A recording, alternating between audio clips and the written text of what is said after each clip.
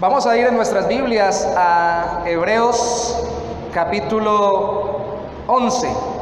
Y cuando estemos orando, luego de leer el texto, vamos a orar por nuestros hermanos que están siendo también probados en la fe, como lo acabamos de comentar, y por nosotros mismos. Hebreos capítulo 11, versículo 13.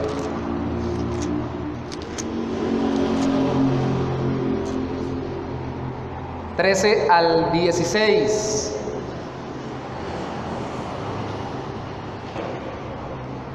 Hebreos 11, del 13 al 16. Dice la palabra del Señor: conforme la fe murieron todos estos sin haber recibido lo prometido, sino mirándolo de lejos y creyéndolo y saludándolo y confesando que eran extranjeros y peregrinos sobre la tierra.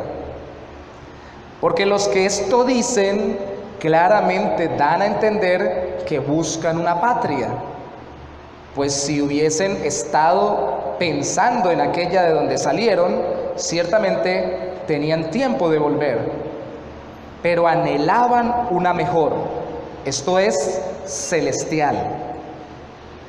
Por lo cual Dios no se avergüenza de llamarse Dios de ellos, porque les ha preparado una ciudad. Ayúdanos, Señor, en esta mañana. Pedimos tu auxilio por la obra sobrenatural de tu Espíritu Santo, porque somos frágiles y no somos distintos de las personas que son nombradas en el capítulo 11 de Hebreos, Señor. Ellos lo que hicieron, lo que creyeron, lo que pensaron, lo que vivieron, lo que te obedecieron, lo hicieron confiando en ti, lo hicieron por la fe. Nosotros somos iguales, somos igualmente frágiles, hombres y mujeres, jóvenes y adultos, niños y ancianos, que en cualquier edad y en todas circunstancias, Señor, necesitamos confiar en ti para poder hacer tu voluntad. No es en nuestras fuerzas, Señor, y por eso pedimos por también fortaleza para nuestros hermanos que hoy no están con nosotros, pero que de corazón están contigo. Muchos, oh Santo Señor, están pasando dificultades muy grandes. Los que estamos aquí estamos pasando por adversidades.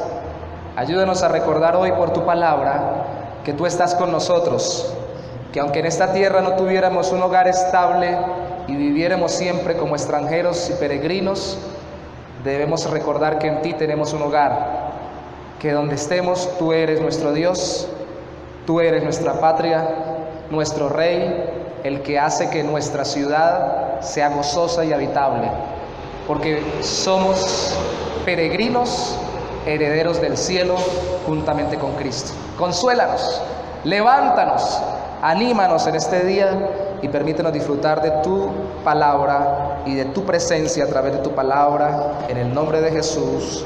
Amén y amén. Tenemos una palabra especial en el versículo 13, o más bien dos, que identifica a los que ya se han nombrado en este capítulo 11. Las dos palabras son extranjeros y peregrinos. Les recomiendo que lean el libro de Juan Bunyan, o John Bunyan, no sé, en español debe decirse Juan Bunyan, de El progreso del peregrino. Es una joya literaria de la época de los puritanos. Fue un bautista puritano en Inglaterra que durante 12 años estuvo preso por predicar el evangelio, y que curiosamente le amenazaban con su familia, le llevaron hasta su hija que estaba padeciendo hambre por estar él preso, y ella le rogó a él que por favor se retractara de lo que predicaba, y él le dijo: si me sacan mañana mismo, mañana vuelvo a predicar el mismo evangelio. Y ella tuvo que sufrir muchas dificultades, y él no salió sino hasta 12 años después de la cárcel.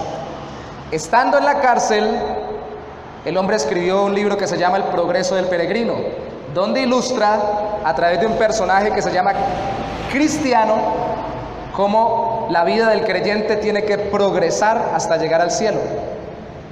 Y comienza con Cristiano saliendo de su hogar y de su pueblo o de su ciudad, que se le llama ciudad de destrucción, porque entiende que este mundo va a ser acabado, de acuerdo a la Biblia.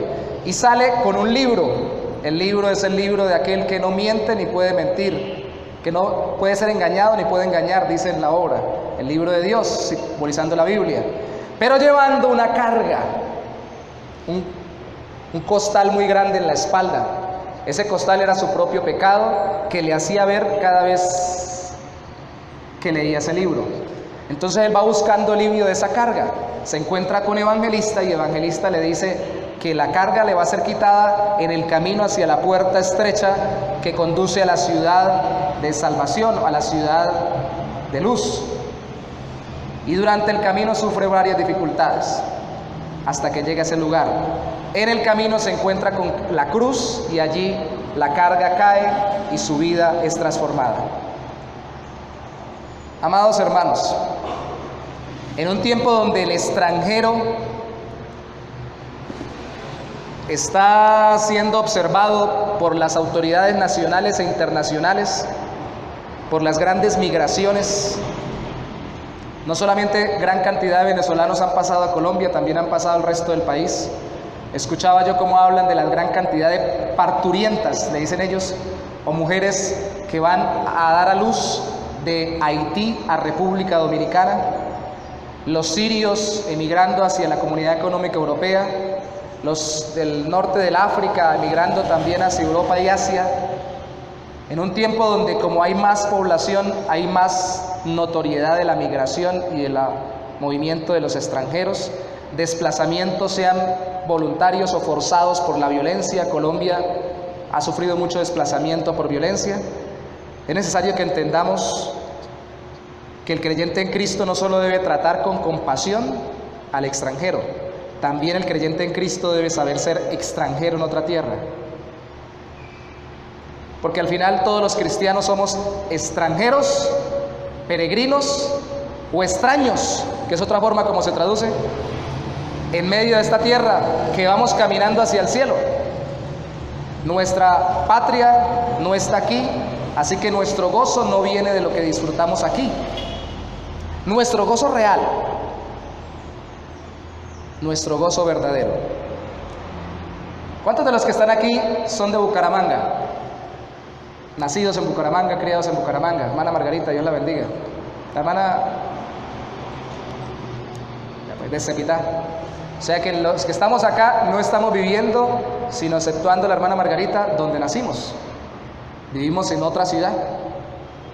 Algunos vienen de otro país y otros, aunque vengan del mismo país, vienen de un contexto tan diferente que les parece muy extraño lo que sucede acá, en nuestro contexto. ¿Qué característica tiene un creyente? Que precisamente el apóstol, el autor del equipo apostólico seguramente de Pablo, de Hebreos, compara al creyente con extranjero y peregrino. Primero, su fe va más allá de la muerte. Mire conmigo el versículo 13. Conforme la fe murieron todos estos sin haber recibido lo prometido. Una fe que va más allá de la muerte. A mí me llama la atención que casi siempre nosotros citamos, de hecho, daba gloria a Dios porque el miércoles hermana Gladys, cuando estaba presidiendo el culto, citó Hebreos capítulo 11, versículo 1, 2 y 3. Pero me llama mucho la atención que a veces lo citamos y no entendemos todo el contexto. Es cierto que la fe es la certeza de lo que se espera, la convicción de lo que no se ve. Pero ¿a qué se está refiriendo eso? Se está refiriendo a la convicción de aquellos que llegaron hasta morir por su fe en Cristo, sin recibir totalmente lo que se les había prometido. A Abraham se le prometió tierra y pueblo, y no recibió todo eso. Mire conmigo el versículo 8 al 12. Por la fe, Abraham, siendo llamado, obedeció para salir al lugar que había de recibir como herencia y salió sin saber a dónde iba. Abraham fue desplazado por Dios del lugar donde estaba. Por la fe, él obedeció y salió. Pero dice el verso 9, por la fe habitó como extranjero. La palabra ahí literalmente significa uno que vive junto a los habitantes del lugar. En la tierra prometida, como en tierra ajena. Dios le prometió esa tierra y él nunca vivió como dueño de la tierra, aunque vivió en esa tierra, morando en tiendas con Isaac y Jacob, coherederos de la misma promesa. La promesa era tierra, la promesa era descendencia sin número. Verso 10, porque esperaba la ciudad que tiene fundamentos, cuyo arquitecto y constructor es Dios. Por la fe también la misma Sara, esposa de Abraham, siendo estéril, recibió fuerza para concebir. Eso fue un milagro, y dio a luz aún fuera del tiempo de la edad, porque creyó que era fiel quien le había prometido. ¿Quién lo había prometido? Dios. Por lo cual también de uno, y ese ya casi muerto, quiere decir Abraham, que ya era muy viejo, estaba como casi muerto, como las estrellas del cielo en multitud y como la arena innumerable que está a la orilla del mar. Ella concibió de un viejito que estaba a punto de habitar la tumba, y ella concibió siendo una viejita sin poder concebir porque ya le había pasado el tiempo fértil. Tanto Abraham saliendo y viviendo como extranjero, como ella concibiendo de este hombre de Abraham, son resultado de la promesa de Dios, y se hizo porque ellos confiaron en Dios. Dios utilizó la fe como vehículo para ejercer esta gracia sobre ellos, pero al mismo tiempo no tuvieron todo lo que Dios prometió. Solo vieron a unos cuantos hijos, primero a su hijo Isaac y algunos cuantos descendientes. No vieron el pueblo sin número que Dios prometió en Génesis 11. Solo vieron una tierra que nunca tuvieron a su propiedad, que en Génesis dice que lo único que tuvo Abraham de su propiedad fue una cueva en Macpela, y eso le tocó comprarla porque cuando se murió Sara no tenía dónde enterrarla, y lo único que tenían ellos era ese pedacito de tierra. El resto, que supuestamente iba a ser lo de él, conforme Dios había prometido, nunca lo disfrutaron como suyo. Nunca tuvieron totalmente eso.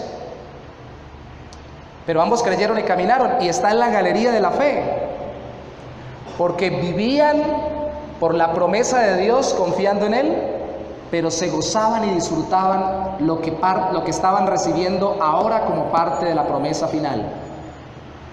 ¿No se nos parece a nosotros? ¿Cuál es nuestra tierra prometida? ¿Cuál es nuestra tierra prometida? Israel, Cancún, que es más bonito. Aunque fuera el planeta entero, nuestra tierra prometida es habitar eternamente junto con el Señor. Si morimos, primero en el cielo junto con Él, pero si Él viene y no hemos muerto, cuando Él regrese, en todo lo habitado junto con Él. Israel, Jerusalén, la tierra de Canaán, donde fue llevado Abraham, apenas es la cuota inicial del planeta entero y del mundo entero viviendo en la presencia de Dios. Entonces todavía nosotros tampoco tenemos todo lo prometido. Aunque ya tenemos salvación en Cristo y tenemos comunión por la obra del Espíritu Santo con Dios, a veces se nos olvida que somos extranjeros y peregrinos. ¿Y qué sucede? No recibimos con gozo lo que ya tenemos y que luego recibiremos plenamente, y no disfrutamos lo que tenemos ahora. Ahorita no tenemos todo el planeta, ¿cierto? Tal vez no tengamos ni la baldosa donde estamos parados. Terreno. Abraham tampoco tenía propiedad de eso, y disfrutaba y se gozaba, vivía en fe en lo que Dios le había hecho. Porque la característica del peregrino o del extranjero es que no se aferra a este mundo o a las cosas temporales. Dos características que debemos tener los creyentes: humildes y agradecidos. Hermanos, si usted no está en su tierra, usted tiene que ser humilde. Usted llega a tierra extranjera y usted no puede llegar a decir, vengo a que me den lo que yo necesito. Vengo a demandar, ¿cierto? Porque usted sabe que está en tierra extraña. De hecho, piense por un poquito qué es ser extranjero. Las palabras en la Biblia son, una significa fuera, alguien foráneo, forastero, alguien que viene de un lugar distinto, con costumbres distintas, con pensamientos y formas de actuar distintas. Otra palabra es uno que habita en la tierra junto con los habitantes endémicos o con los habitantes propios de esa tierra, y con ellos avanza y camina, pero no tiene las mismas costumbres. Cuando llega y vemos a un, por ejemplo, estadounidense, casi siempre resaltan que son más altos, si hablan español hablan raro, porque no entienden muy bien el español, lo hablan distinto, ¿cierto? Y uno ve que tienen costumbres distintas y tienen contexturas y formas de hacer las cosas distintas. Entonces es una persona que uno le identifica como diferente. Y el que sea distinto no quiere decir que no tenga necesidades como nosotros, que no tenga sueños como nosotros, pero en definitiva nosotros debemos adoptar la posición de todo el Antiguo Testamento, que como nosotros somos extranjeros en este mundo camino al cielo, así como los israelitas eran extranjeros y habitaron como extranjeros, empezando desde Abraham hasta que llegaron a la tierra prometida, debemos, como los israelitas y nosotros, tratar bien a los extranjeros, ¿cierto? Pero al mismo tiempo tenemos que ser humildes cuando somos extranjeros. Porque el otro mandato que se le daba al pueblo de Dios cuando estaba como extranjero en el Antiguo Testamento era: a la tierra que fueres tienes que ser bendición, tienes que ayudar, tienes que ser un baluarte, tienes que ser un factor de progreso, ¿cierto? Y entonces el extranjero terrenal, siendo creyente, o el extranjero espiritual, solo por ser creyente, así viva en la misma ciudad donde me crié, debe ser humilde y debe no ser orgulloso. Dijo alguna vez un predicador: un cristiano orgulloso es una contradicción de términos, porque el cristiano sabe que todo lo tiene por gracia, no se lo merecía, entonces ¿de qué se enorgullece? Pablo dice: lo que has recibido lo recibisteis por gracia, y si lo recibisteis por gracia, ¿cuál es vuestra jactancia? Todo lo tenéis por gracia. Entonces deberíamos ser los más humildes, los más sencillos, los más colaboradores de todos, estemos en el país, nación, tierra, barrio donde nacimos, o en cualquier otro punto del planeta o de la galaxia. Si llegáramos a vivir en otros planetas, tenemos que ser los más sencillos y humildes, porque el Rey del Universo nos rescató, y aunque nosotros no lo merecíamos, Él nos ha dado todo por gracia en Cristo. Pero yo he llegado a pensar otra cosa. Así como este hombre dijo que un cristiano orgulloso es una contradicción, creo firmemente por la palabra que un cristiano quejumbroso también es una contradicción. Si yo de todo me quejo, ¿qué estoy diciendo? Cuando usted escucha un ayayay de alguien, ¿qué piensa? Ay, es que a mí no me oyen. Ay, es que a mí no me ayudan. Ay, es que a mí no me quieren. Ay, es que a mí no me colaboran. Ay, ay.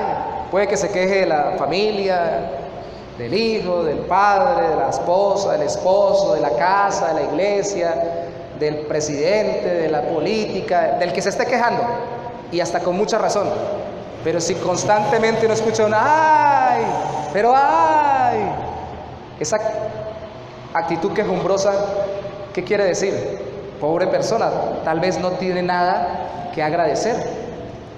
Todo lo que recibe es malo. Y les pregunto, ¿realmente no tenemos nada que agradecer? Una persona natural no tiene nada que agradecer. Ahora un creyente en Cristo, aún más.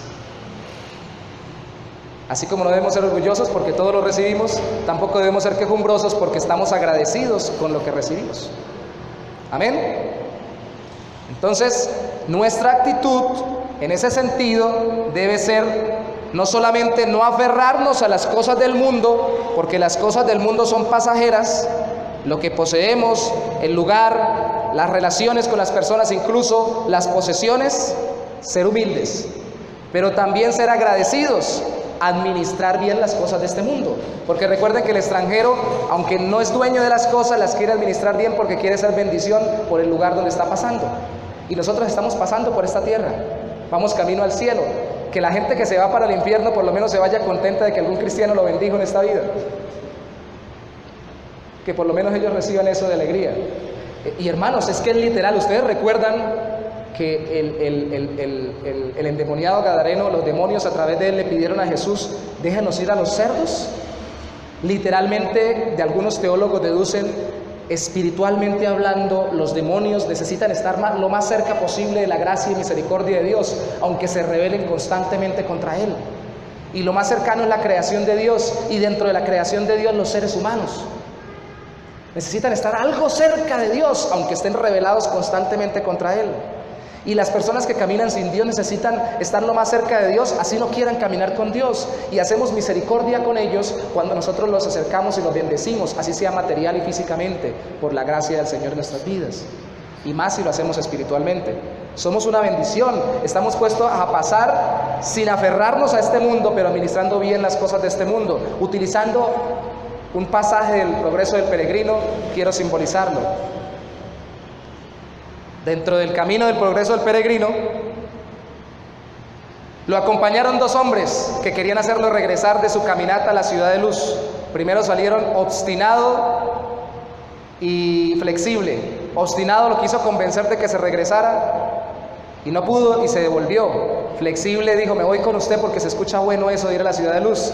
Pero al tiempo, cuando llegaron al pozo del desaliento, del desánimo que se sufre cuando uno cae en cuenta de que es pecador y de que de todas formas uno no es totalmente santo en esta tierra, entonces Flexible se desalentó y se devolvió.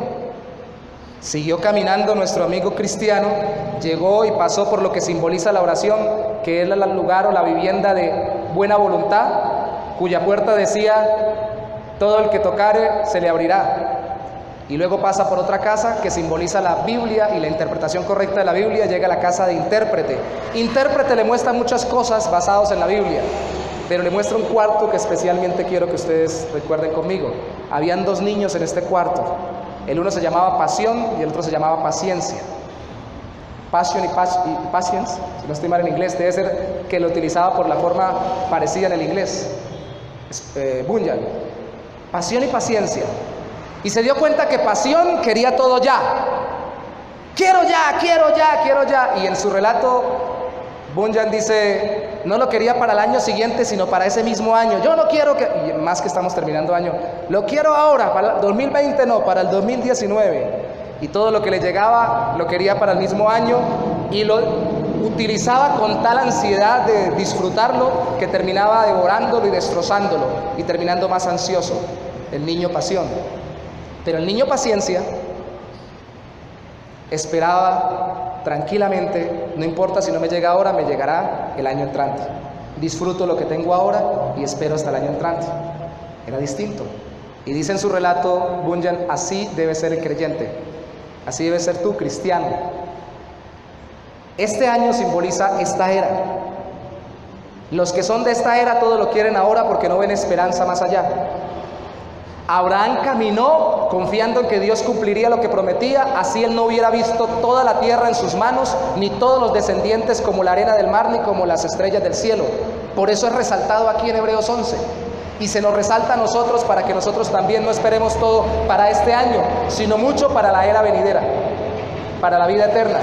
Y así dejemos de estar ansiosos, porque nuestra ansiedad, buscando y aferrándonos a las cosas terrenales, cuando las conseguimos decimos vamos a disfrutarlas y terminamos dándonos cuenta que las destrozamos y no las sabemos administrar. Por eso un buen creyente, aunque sea extranjero en esta tierra y que no se aferre a las cosas de esta tierra, es un buen administrador. La mayordomía de su tiempo, de sus recursos, de sus relaciones, la buena administración de todo lo que tiene debe resaltar en el creyente, porque el creyente no es adicto a lo que posee. y administra lo que posee como alguien libre de la idolatría a lo que tiene, y lo administra bien. Cuando a mí me gusta tanto una torta, yo recuerdo un amigo que estuvo en un monasterio y le encantaban las tortas, los ponqués de fiesta. Y cuando llegó al monasterio a estudiar y a hacerse monje, llegó y le dijeron: estas son las humildes piscinas del monasterio, esta es las humildes canchas de tenis, las humildes comedores con la humilde nutricionista que tenemos. Todo era muy humilde, así le dijeron, me dijo él, en el monasterio.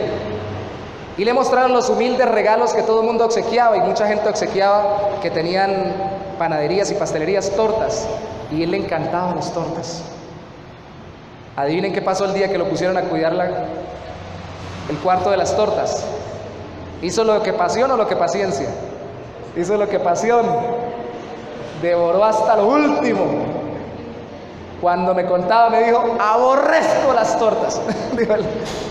Me quedé, comí hasta lo último y me dieron ganas de vomitar, eso me enfermé, me puse... Y duró mucho tiempo sin comerse un ponqué o una torta. Porque cuando nosotros idolatramos lo que administramos, cuando lo tenemos, en vez de saberlo usar para la gloria de Dios, el bien de los demás y nuestro, lo destrozamos y lo devoramos y nos enfermamos espiritualmente primero y hasta físicamente.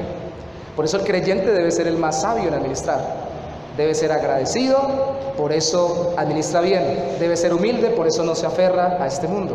Características de un extranjero, un peregrino. Verso 14. Porque los que esto dicen claramente dan a entender que buscan una patria. Su fe va más allá de la muerte, su propósito va más allá de lo terrenal. Patria viene de patros o de padre, porque Abraham era el padre del pueblo de Israel, y todas las naciones nacían casi siempre de un patriarca, un hombre que la fundó. O sea, por eso se habla también de la patria potestad o de la madre patria.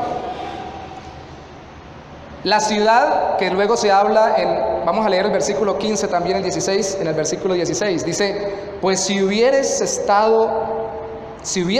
estado pensando en aquella de donde salieron, ciertamente tenían tiempo de volver, pero anhelaban una mejor patria, esto es, celestial, por lo cual Dios no se avergüenza de llamarse el Dios de ellos, porque les ha preparado una ciudad. Y ciudad es polis. Ser ciudadano era mantenerse dentro del orden de una ciudad, mantenerse bajo su gobierno, su sistema social, organizacional, tener su propia cultura.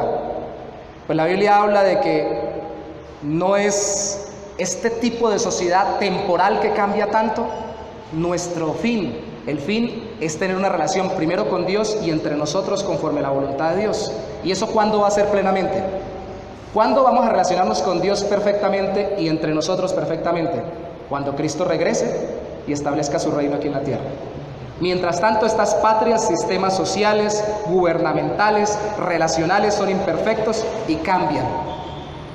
Hoy le pegamos al capitalismo, mañana le pegamos al socialismo, después al comunismo, después al no sé quéismo y a todos los ismos que se aparezcan, porque la sociedad siempre vive cambiando a ver cuál le funciona mejor y cuál los saca de su problema de ansiedad en esta tierra y de dificultad en esta tierra.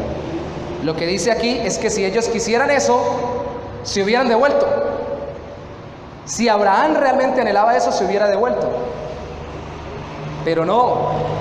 Ellos querían, mira el versículo 10 de nuevo conmigo, lo que se le prometió a Abraham, o lo que esperaba Abraham, verso 10, porque esperaba la ciudad, así como se habla de ciudad en el verso 16, la ciudad que tiene fundamentos, cuyo arquitecto y constructor es Dios, cuyos principios de relación y cuya elaboración y sostenimiento la hace Dios mismo, no el político de turno, no el líder más fuerte, no la persona más inteligente, no el más capaz, no el que diga cómo tenemos que relacionarnos y hacer las cosas, que de todas formas es un ser imperfecto, sino Dios mismo en la eternidad. Por eso es que las iglesias funcionan como una embajada del Rey de la Gloria. ¿Qué es una iglesia? Por favor, lleves esta ilustración en su mente. Una iglesia es una embajada del reino de los cielos. Si usted es creyente, si usted es, colombiano y se va a otro país y tiene problemas, usted corre ¿a dónde en ese país? A la embajada. Y usted tiene que demostrar que usted es ciudadano, ¿cierto? La gente que llega a las iglesias tiene que llegar a las iglesias porque tiene un rey. ¿Ese rey quién es? ¿Quién es? Jesucristo.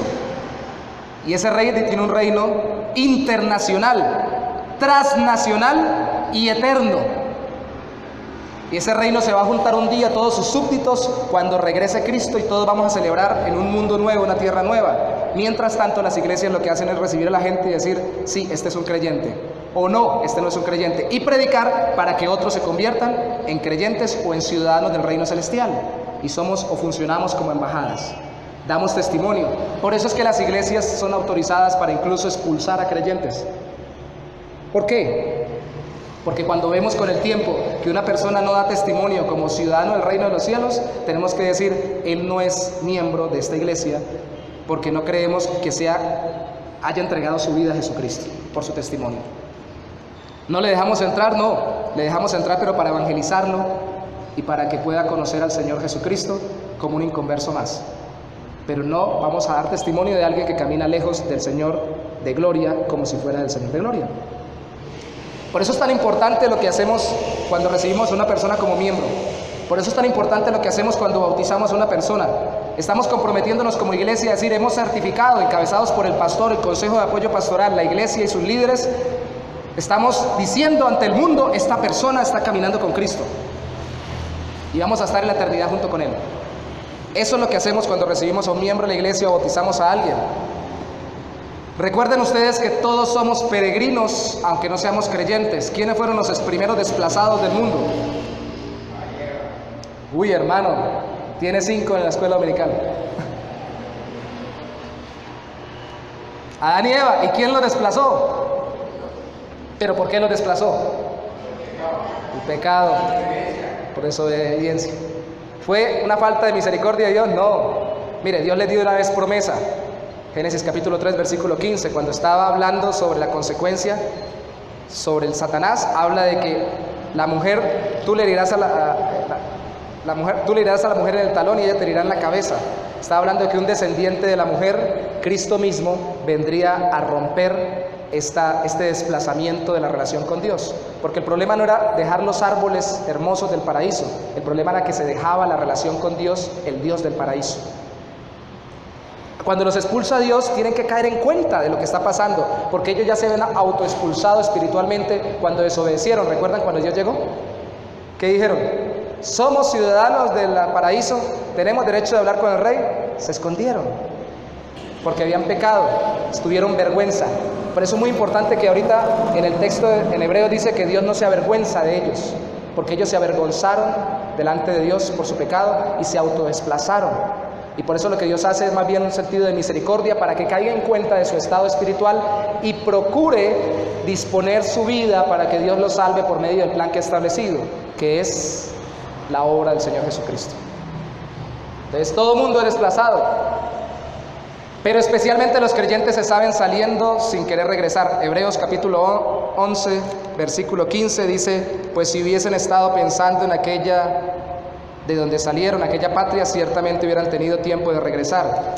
Rápidamente, mire conmigo Hebreos 10, 32. Dice, pero traed a memoria los días pasados en los cuales, después de haber sido llamados, sostuvisteis gran combate de padecimientos.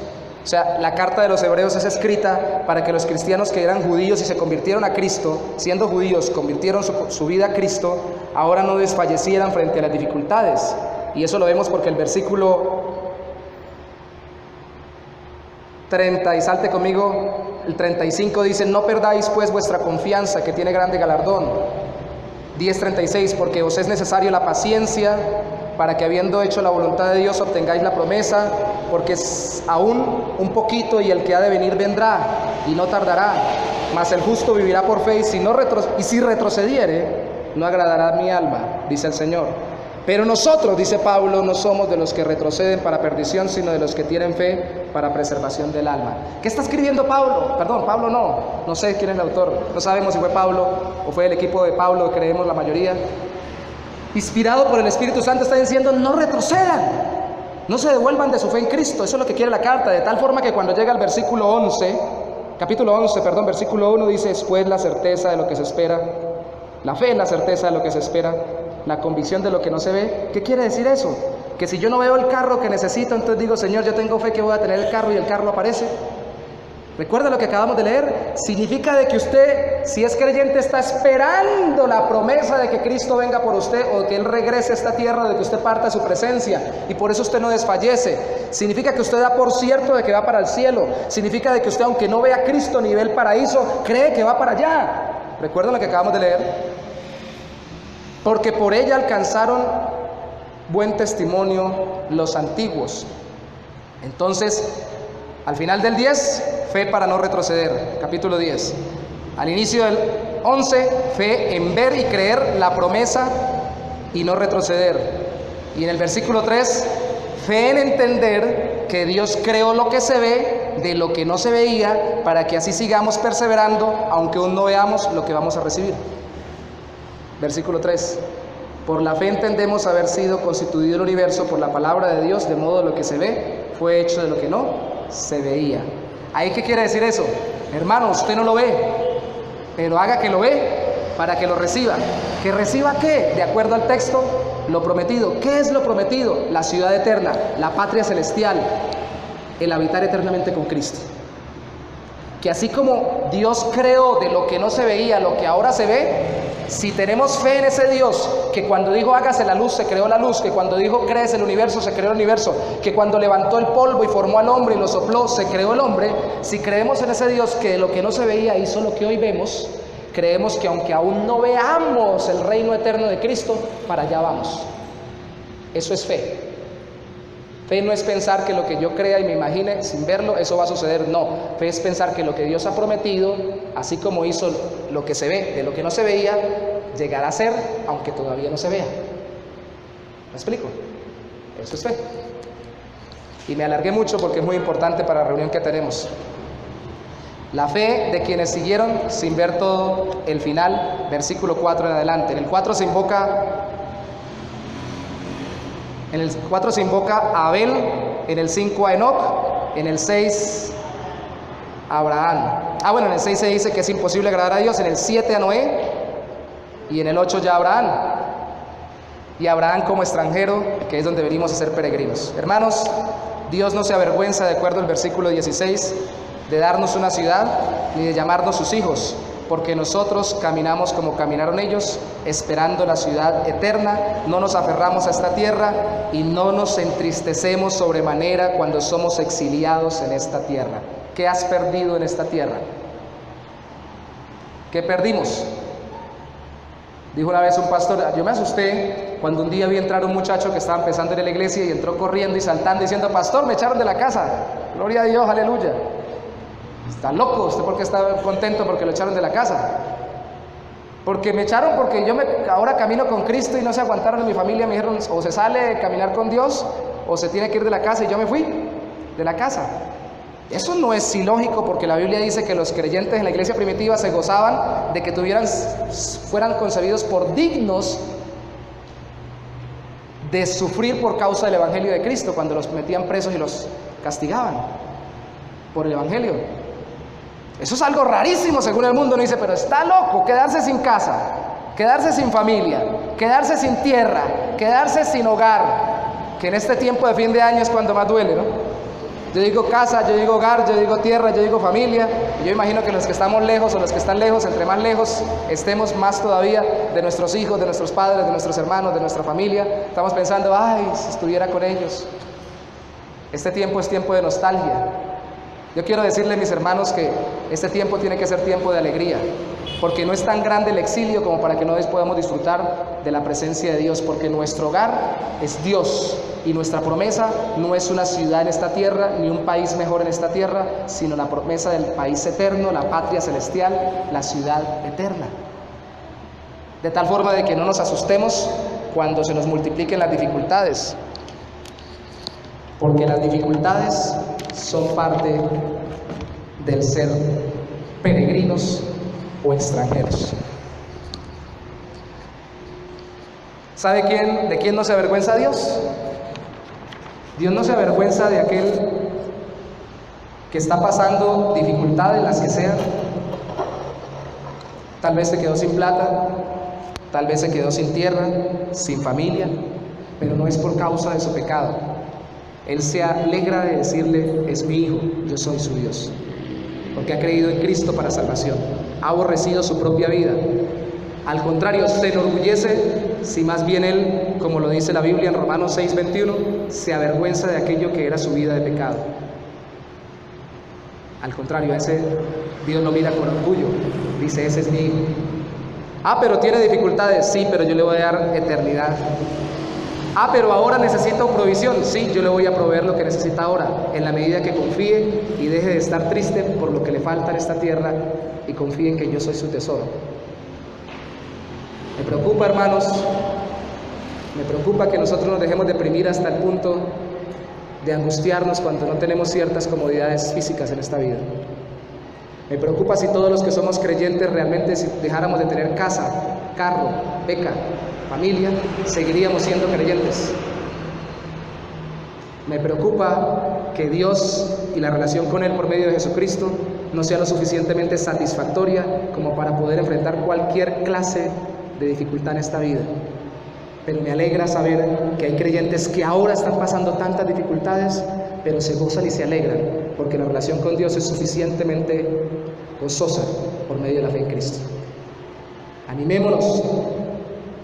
Las sillas vacías tal vez que vemos hoy pasa porque están pasando dificultades, y tal vez algunas incapacitantes que no nos permiten venir a los hermanos, puede ser, pero tal vez algunas no tan fuertes como para que no podamos vivir como peregrinos y extranjeros, humildes y agradecidos, no aferrados, pero buenos administradores de lo que tenemos en esta tierra, contentos con Dios y su gloria, y no con lo que el mundo nos ofrece, y dando gloria en el mundo a Dios. Amén. Póngase sobre sus pies, por favor, en esta mañana. Padre, te damos gracias en esta mañana por permitirnos recordar lo que tú has hecho en nuestras vidas. Nos has llamado, mi Rey, de medio de este mundo. Es algo que tú lo sabes, Señor. Yo quisiera tener, como dice el apóstol Pablo en una de sus cartas, lenguas angelicales. Hay gente que en Corintios tentaba que tenía lenguas angelicales. Yo quisiera, y sabes tú, Señor, que es lo que quisiéramos todos los que predicamos tu palabra, tener algo o una forma de decirlo tan bonito y tan gloriosa, pero solamente la obra de tu Espíritu Santo puede hacer retumbar el corazón del creyente para decirle: tú eres mi hijo, no te aflijas por lo que sufres en esta tierra, por lo que has perdido en posesiones, en relaciones, en lugares, en circunstancias, en posiciones sociales, eclesiásticas. Yo soy tu posesión, te estoy preparando una ciudad. Tú lo dijiste, Señor, me voy a prepararos lugar. Si no hubiera lugar, ya les hubiera dicho. Si solamente fuera lo que existe en esta tierra, pues ya les hubiera contado, le dijiste tú a tus discípulos, Señor, y de hecho tu palabra lo reflejara y nos estuvieras haciendo matar, esforzar por conseguir mejores cosas en esta tierra, solo por acomodarnos en esta tierra, porque después no habría nada más. Pero tú quieres que nosotros produzcamos en esta tierra, no como aquellos que dependemos de esta tierra y de este mundo pasajero, sino como aquellos que producimos y administramos sabiamente sin aferrarnos a nada en este mundo, porque tenemos una más grande posesión contigo en la eternidad. Quieres que vivamos, Señor, siendo diligentes, para que podamos realmente gozar de lo que tenemos, para que no nos esclavicemos de lo que tenemos, Señor, ni para que tampoco vivamos deprimidos por lo que no tenemos, mi Rey. Tú eres bueno con nosotros. No queremos estar como en el Salmo 138 estaban tus discípulos, tus hijos o tu pueblo de Israel, allá quebrantado en Babilonia, colgando las arpas y no queriendo cantar los himnos de Sión, del pueblo de Dios, porque los habían desplazado de su tierra, cuando tú estabas con ellos también allá. Sabemos que la gente va a querer tomar como entretenimiento el cristianismo, así como le pedían a ellos que cantaran para que los entretuvieran con los himnos del templo de Jerusalén, así como muchos llegan a nuestras congregaciones y a nuestras vidas para que oremos por ellos y los entretengamos con algo de cantos, de oración. Pero nuestro corazón no puede estar afligido, Señor, porque aunque todavía no estemos en la patria celestial, tu cielo está en nuestro corazón por la presencia del Espíritu Santo, y tu amor nos redarguye, nos alienta, nos anima. ¿Qué podemos poseer que sea más grande que la relación contigo? ¿Y de qué se nos puede desplazar si no es que sea tan importante como lo es el estar eternamente contigo? Todo lo que tenemos es ganancia. Bendiciones desde los lugares celestiales. Somos ciudadanos del reino de los cielos. Te pedimos que nos des esa convicción a los creyentes, y a los no creyentes aún les des la obra de tu Espíritu para arrepentirse de sus pecados, avergonzándose de ellos, y creer en Cristo y confiar en su obra, para que tú no te avergüences de sus vidas, sino que les des la victoria en Cristo. Gracias te damos en esta mañana en el nombre de Jesús. Amén y amén.